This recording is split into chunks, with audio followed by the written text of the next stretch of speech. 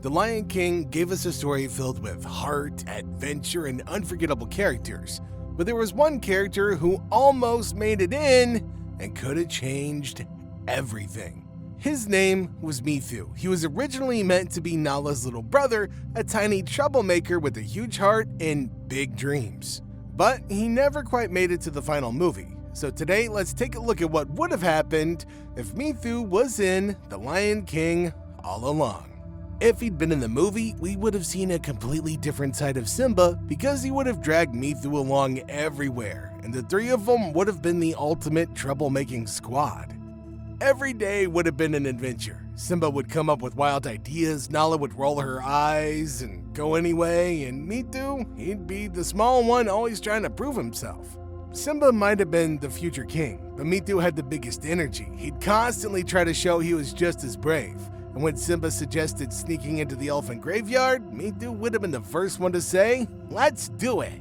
Just imagine that scene. Simba, Nala, and Meethu are headed off to the forbidden place. Zazu chasing after him, yelling for him to stop, but Meethu, he had a plan. He'd come up with a funny distraction, a silly song or a dare to throw Zazu off just long enough for them to all slip away.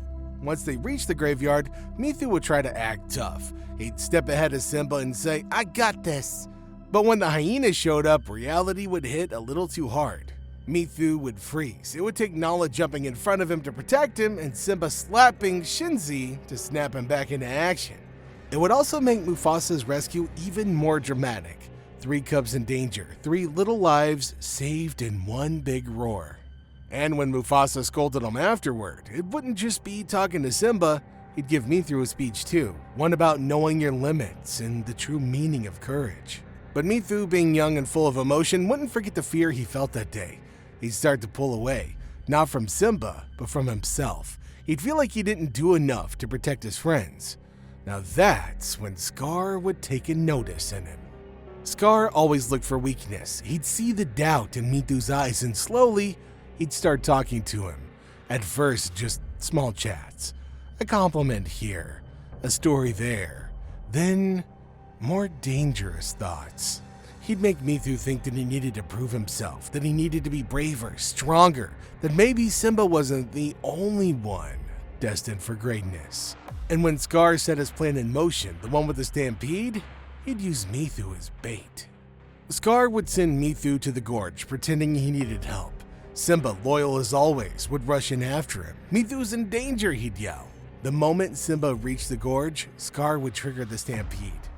Wildebeests crashing down the canyon, dust rising everywhere. Simba would grab Meethu and race for safety, barely dodging hooves and rocks.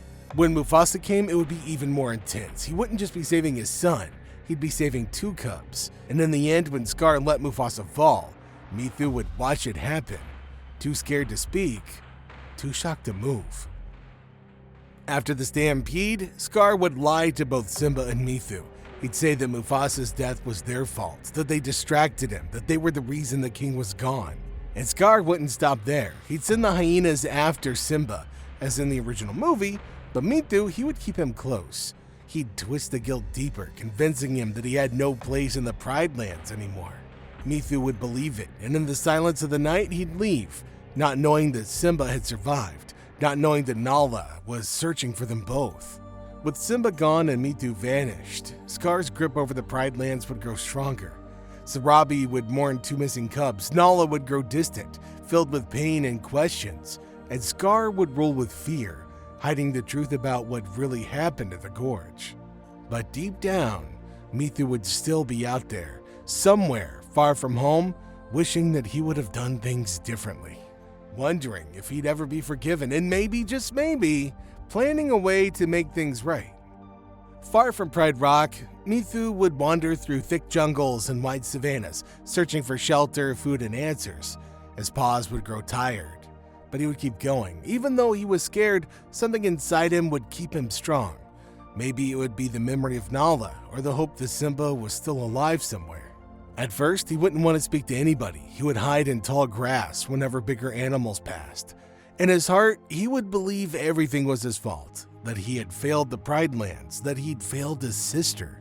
And then, one afternoon, as he crept along a muddy riverbank, he would hear something strange. Laughter. Not the creepy kind like Scar's hyenas made. This one would sound fun. Curious, Meethu would sneak closer. And that's when he would see them.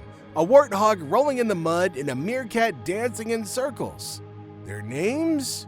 Pumbaa and Timon. Now at first, Meethu would stay hidden, but after hearing Timon tell a joke so bad that even Pumbaa groaned, he would laugh out loud without realizing it. Timon would spin around in surprise and shout, "Who's there?" Meethu would freeze. "Sorry," he'd say, shyly stepping out of the bushes. But Pumbaa would just grin and say, "Hey, laughter's always welcome here." And just like that, Meethu would be invited to stay. They would teach him how to find bugs to eat, even though he would gag at first. He'd learn how to relax under the stars and even how to sing silly songs. Timon's favorite, of course, would be Hakuna Matata, and for a while, Meethu would almost forget everything that happened. Almost. But at night, the fireflies blinked in the dark and the wind moved through the trees. He'd look up at the stars and think of Nala. He'd wonder if she was safe, if she missed him, and if she would ever forgive him for what he'd done. Then one day, something unexpected would happen. While walking near the edge of the jungle, Meethu would spot a familiar shape far off in the grasslands. A lion. But not just any lion. It would be Simba. He would freeze. He couldn't believe his eyes. He would run as fast as his paws could carry him, shouting, "Simba, Simba." Simba would turn shocked. "Meethu?" he would ask, unsure if he was dreaming. They would crash into a big hug. Simba would say, "I thought you were gone. I thought you were too," Meethu would reply, tears in his eyes. Soon after, Rafiki would appear in the jungle. He'd help Simba remember who he was. With Mufasa's voice echoing through the skies, Simba would find his strength. This time, Simba wouldn't go home alone. He would walk beside Nala, Timon, Pumbaa, and Meethu. They would cross the savannah at sunrise. Pride Rock would look more like a shadow than a home, but they wouldn't stop. When Scar would see Simba, he would try to act calm, but when he would spot Meethu, his eyes would narrow. "You should have stayed gone," Scar would growl. "And you should have never been king," Meethu would growl back. And with that, the battle for the Pride Lands would begin. Simba would take on Scar. The hyenas would charge from all sides, but Meethu wouldn't back down. He'd stand beside the lionesses, leading them fearlessly. He'd waited his entire life for this moment. Not for revenge, but to finally make things right and prove that he was enough. And when Scar would slip hanging off the edge of Pride Rock, Simba would make his choice. Scar would try to lie. He would try to blame the hyenas, but they would hear it, and this time, they would turn on him.